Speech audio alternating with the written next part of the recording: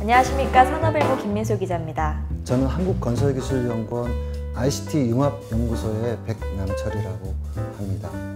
전 세계 각국이 차세대 개발 사업으로 관심을 갖는 스마트시티에 있어서 한국이 지닌 강점과 약점은 무엇이라고 생각하시나요? 스마트시티의 기본 개념은 도시를 건설하는 것입니다.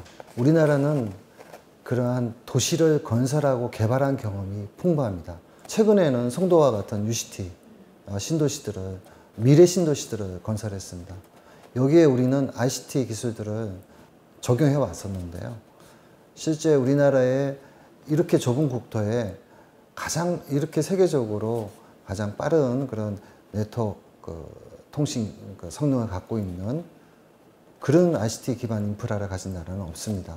또한 인구가 그렇게 많지는 않지만은 여기서 우리 스마트폰 모바일 사용자가 어느 나라보다도 많습니다. 그래서 실제 그 알파고 이세돌 격돌에서 봤듯이 실제 대기업들이 ICT 신기술을 개발하면 한국에 와서 항상 실증해보고자 합니다.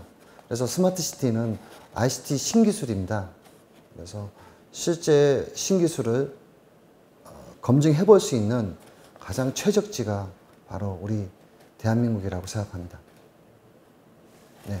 그런데 우리가 지금까지 요소기술을 개발하고 도시를 건설하는 데는 우리가 많이 좀 해왔지만 실제로 도시를 운영 관리하면서 상호 기능을 연계하는 그런 그 복합 기술에 대해서는 우리가 아직은 경험이 좀 다소 부족합니다. 근데 스마트시티는 기존의 UCT와 다른 점은 바로 그 점입니다. UCT는 인프라, 하드웨어 인프라의 중점이었다면 스마트시티는 콘텐츠, 그 위에 올라가는 상호 연계하는 복합된 기능, 서비스가 중요한 것이거든요. 그래서 그 부분에서 우리가 지금까지 좀 다소 미약했습니다. 근데 마침 이제 그 정부에서도 K 스마트시티 선도 사업에서 지금까지 개별적으로 개발되고 운영되던 요소 기술들의 연결을 통해서 스마트시티 기술을 고도화하겠다라고 하는 것을 목표로 가지고 있습니다. 그래서 전체적인 방향은 지금 스마트시티의 우리나라의 약점을 해소할 수 있는 방향으로 가는 것 같습니다. 스마트시티에 있어서 대한민국의 가장 취약한 부분이 보안이나 해킹이 문제라고 생각하는데요.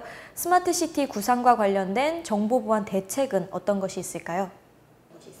제가 ITS 센터, 지능형 교통센터의 연구 책임자로 제가 10여 년 동안 일해왔습니다.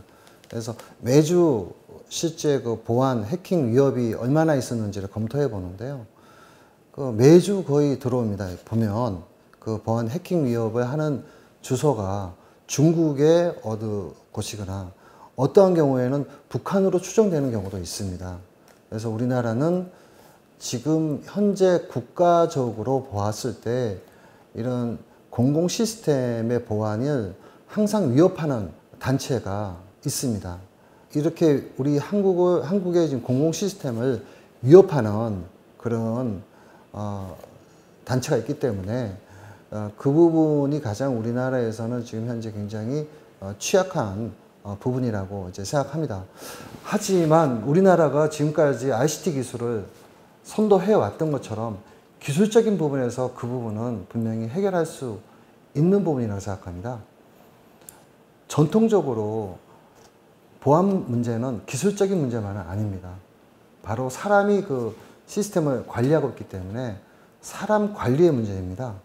그런데 지금 우리나라 IT 기술은 발전했지만 IT 기술자의 대우는 좀 다소 좀 취약한 상황이라고 생각합니다.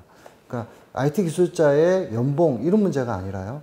IT 기술자들이 대부분 좀 다소 비정규직인 경우가 많이 있는 것 같습니다.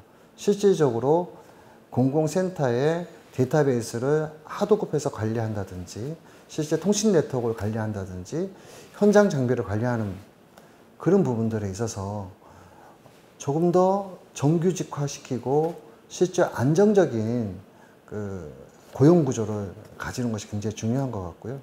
그러니까 이 부분이 실질적으로 보완 대책이 굉장히 중요한 부분이라고 생각합니다. 스마트 시티를 위해서 정책적, 기술적, 제도적 노력들은 어떤 것이 있을까요? 지금 현재 우리나라는 정책적으로 K-스마트 시티라는 정책을 가지고 수출을 하고자 하고 있습니다. 그런데 우리가 좀 생각을 해보면 한류 드라마가 과연 우리가 수출하기 위해서 초기부터 만들어져서 수출된 것인지 한번 고민해 볼 필요가 있습니다. 옛말에 그런 말이 있습니다.